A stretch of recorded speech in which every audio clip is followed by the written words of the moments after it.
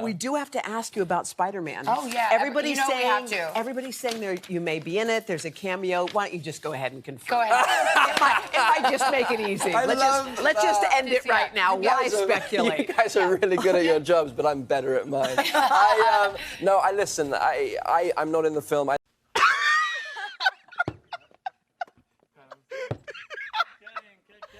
The official Spider-Man No Way Home trailer was released yesterday, and a lot was revealed, including the main story of the film and a ton of returning villains from across the Spider-Man multiverse.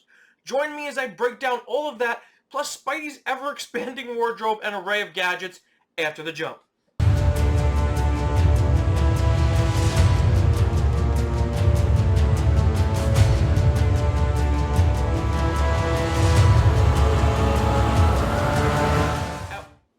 I think this trailer gives us our clearest idea yet of what the main premise of this film will be. It takes place directly after the post-credit scene of Far From Home, as we see Peter struggle with the whole world knowing he's Spider-Man. Not only that, but half the world thinks he's responsible for the death of Mysterio.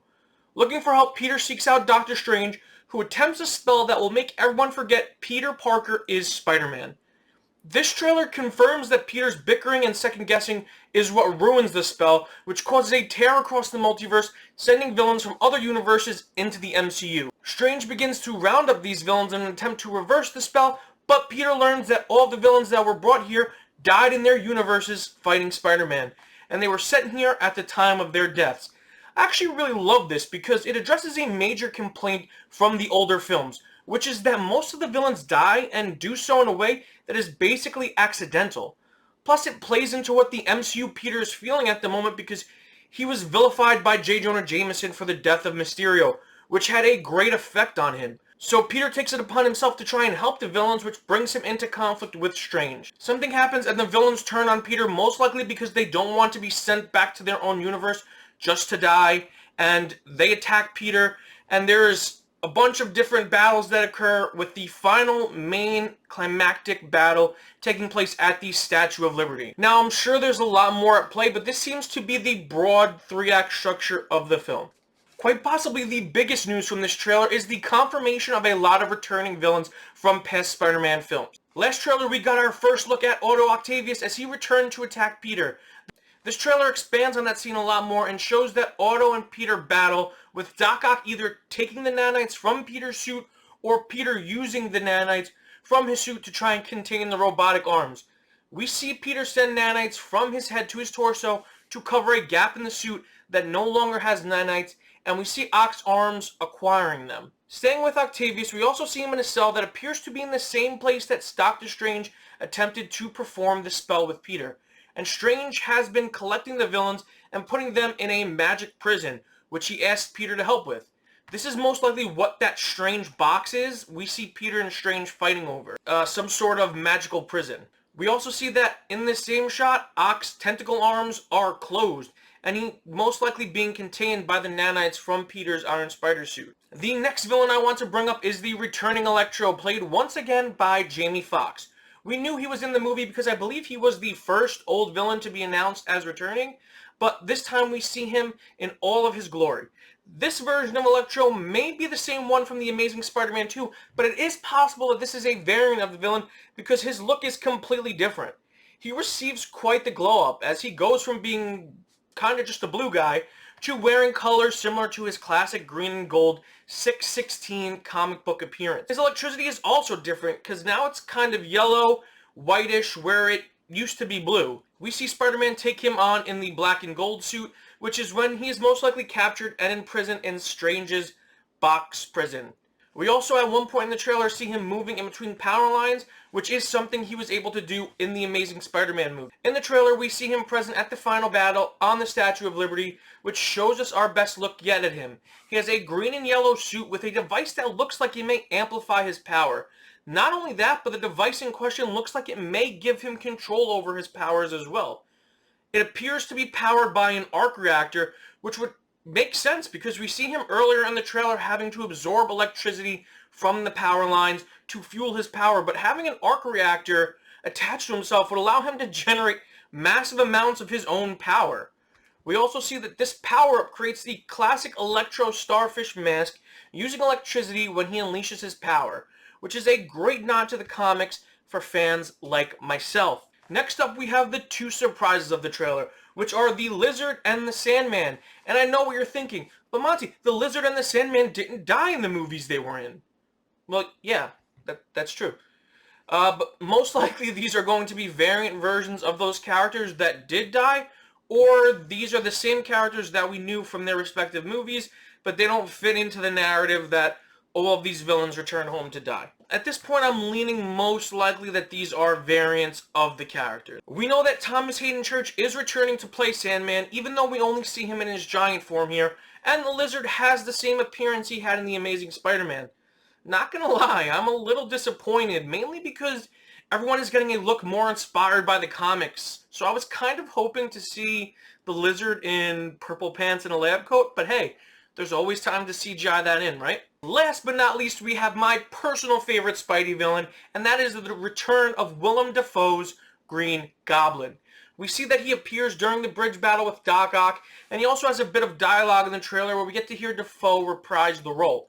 It is my personal belief that Norman Osborn will be the leader of these villains, and he will be the one to get them to work together to prevent them from returning to their home dimensions to their inevitable deaths. We see another shot of him during the bridge battle, and he appears to be in the 2002 Power Ranger Green Goblin suit, but we also see a shot of a mysterious goblin figure on a glider, and I believe that this is indeed Norman in a suit that includes a lot more purple, including a purple hood, which gives him a more comic-accurate appearance to the original Goblin costume. I believe that he will be the one to give all the villains an equipment upgrade going into the final battle, including his own equipment. With Goblin, that brings our villain count up to the iconic number 5. The Sinister Five. Wait, that doesn't sound right.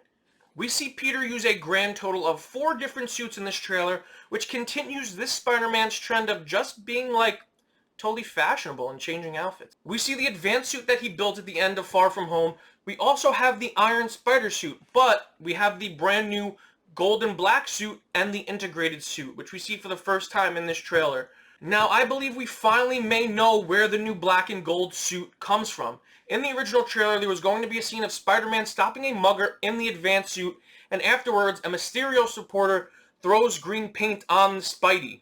Peter, not wanting to wear the suit with paint, turns it inside out, which is why the black and gold suit appears to have exposed circuitry, and there's some wires hanging out in places. We also see Peter using the new magical web shooters with this suit that Strange gives him to help transport all of the multiverse villains back into the magic prison. Also, we can see that Peter has duct taped his phone to his chest while FaceTiming Ned and MJ.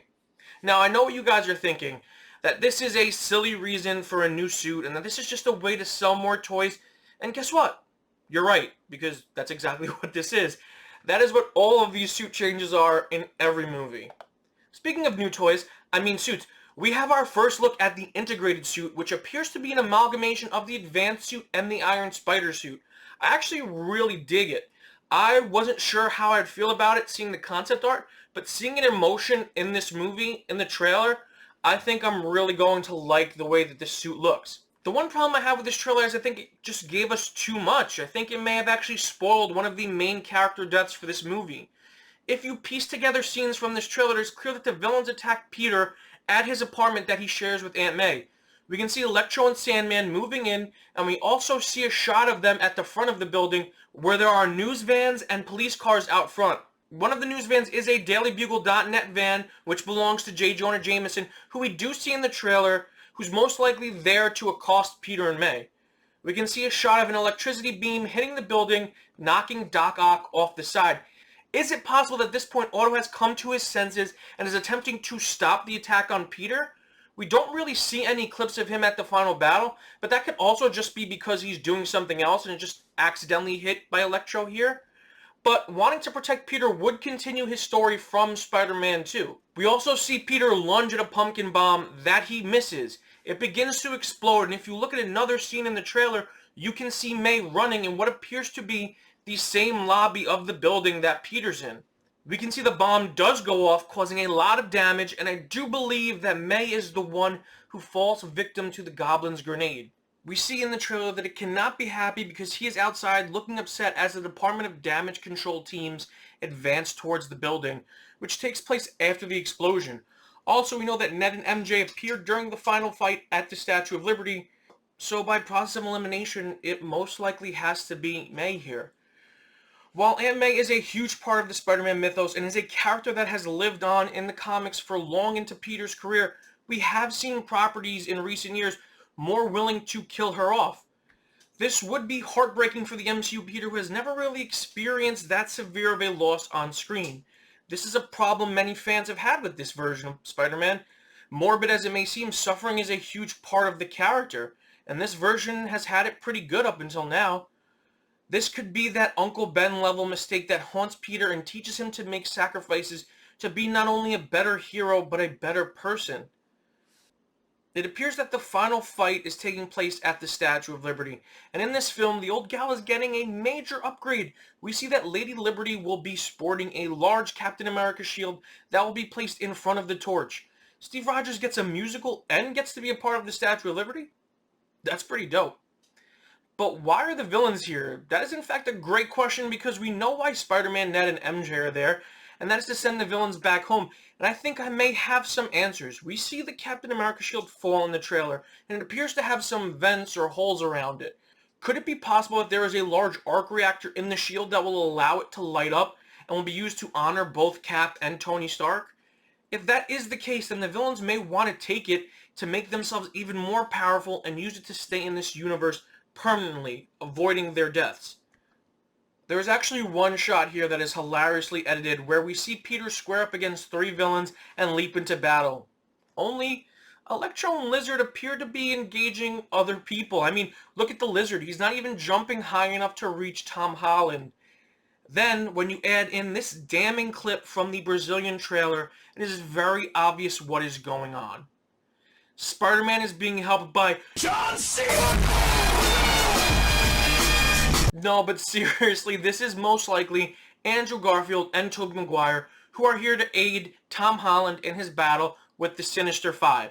Potentially Sinister Four by this point. I mean, yeah, we don't see them in the trailer, but it is all but confirmed that they are in the movie, and I'm perfectly fine not having them revealed until the day of release. We get a tease here as we see MJ fall off the statue, which is extremely similar to Gwen falling in The Amazing Spider-Man 2. We see Peter leap after her, and she will most likely be saved. But how?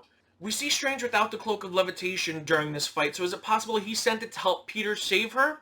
Or is it possible that Andrew Garfield's Spider-Man leaps to save her, effectively redeeming himself in his own eyes for how Gwen died?